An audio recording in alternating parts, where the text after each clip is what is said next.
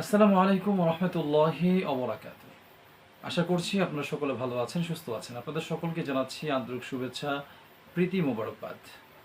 সুপ্রিয় দর্শক শ্রোতা, আপনারা প্রতিনিয়ত আমার টিকটক অ্যাকাউন্টে এবং আমার ফেসবুকে যে ফয়সাল হুজুর নামে যে পেজটি রয়েছে সেখান থেকে নাম্বার নিয়ে হোয়াটসঅ্যাপে এসে আপনারা অনেকে আমাকে মেসেজ করেন যে আসলে আমাকে জাদু করলে আমি বুঝবো কি করে, অথবা আমাকে জাদু কে করছে এটা আমি জানবো কি করে। আসলে এই বিষয় নিয়েই আসলে আজকে আলোচনা করবো ইনশাআল্লাহ। সম্পূর্ণ ভিডিওটি দেখলে আপনারা আশা করা যায় ইনশাআল্লাহ একটা ক্লিয়ার রেফারেন্স পাবেন কিভাবে তাদেরকে খুঁজে বের করবেন কে আপনাকে জাদু করছে। আর আপনার উপর জাদুর কোড থাকলে কি কি আলামত আপনার মধ্যে বিরাজমান থাকবে এই বিষয় নিয়ে নেক্সট ভিডিওতে আলোচনা করব। তবে জাদু করার পরে কে করছে আপনাকে জাদু, আপনার বিরুদ্ধে জিন চালান কে করছে তাকে দেখবেন কিভাবে, বুঝবেন কিভাবে, কে সেই ব্যক্তি।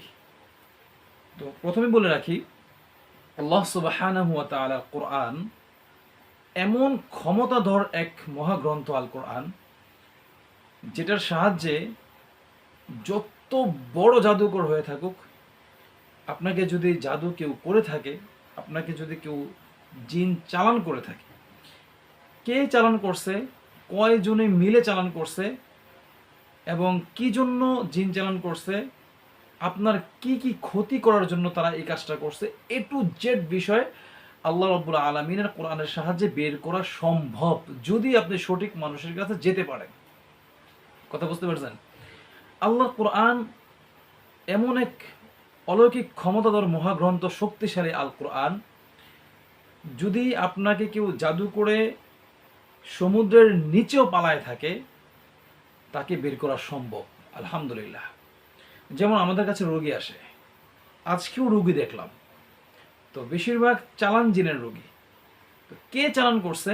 বর্তমান সমাজের যারা তান্ত্রিক, ফকির, ওজা, কবিরাজ, তাদের কাছে মানুষে গেলে তারা কাজ পারে না আসলে। যেমন ধরেন, উদাহরণ দিয়ে যদি আমি আপনাদেরকে বলি, আজকে একজন রুগী দেখলাম, সে রুগীটা চোখ বন্ধ করার পরে আল্লাহর কোরআন পড়ে ফু দিছি, পরে তার মা তাকে জাদু করছে। তো তার মা তাকে তার জাদু করলো, এটা অসম্ভব কাজ। তো তার মা পাশেই বসা ছিল, জিজ্ঞাসা করলাম আপনি তাকে জাদু করছেন কেন? হুজুর, বিষয়টা আসলে এমন না। বিষয়টা হলো, আমার মেয়েটা যেন অন্য কোনো পরপুরুষের সাথে প্রেম ভালোবাসা না করতে পারে, আমি এই জন্য এক কবিরাজের কাছে গিয়ে বলছি ও যেন অন্যদিকে নজর না যায়, আমার বোনের ছেলে ফ্রান্সে থাকে, ওর সাথে বিয়ে দিব। এই জন্য আমি একটু যা কিছু করার করতে গেছিলাম। এখন ওই তান্ত্রিক বা কবিরাজ, ওজা, ফকির কি করছে? তার বিয়েটা বন্ধ করে দিচ্ছে। আসলে বিষয়টা কি এমন? বিয়ে বন্ধ করার এটা কাজ ছিল না, বিয়ে বন্ধ করার কাজ ছিল না। কাজটা ছিল এই মেয়েটা যেন অন্যদিকে নজর না দেয়, তার নজরবন্দি করা।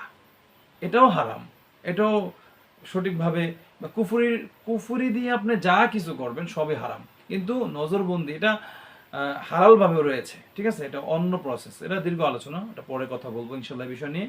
কিন্তু সে কি করলো? তাকে বিয়েটা বন্ধ করে দিল।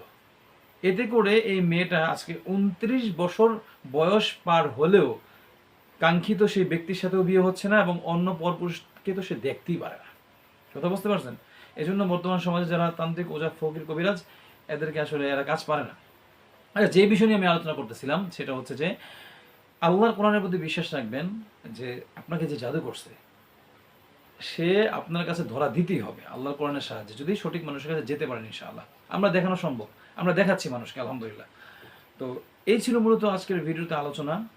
পরবর্তী ভিডিওতে আমি আলোচনা করব জিনে আসলে আপনাকে আক্রমণ করলে কি কি আলামত আপনার মধ্যে হতে পারে, জাদুগ্রস্ত হলে আপনার মধ্যে কি কি আলামত হতে পারে, এই বিষয় নিয়ে আলোচনা করবো ইনশাআল্লাহ। তার আগ পর্যন্ত ভালো থাকুন, সুস্থ থাকুন, নিরাপদে থাকুন, আমলের সাথে লেগে থাকুন। আসসালামু আলাইকুম ওয়া রাহমাতুল্লাহি ওয়া বারাকাতুহু।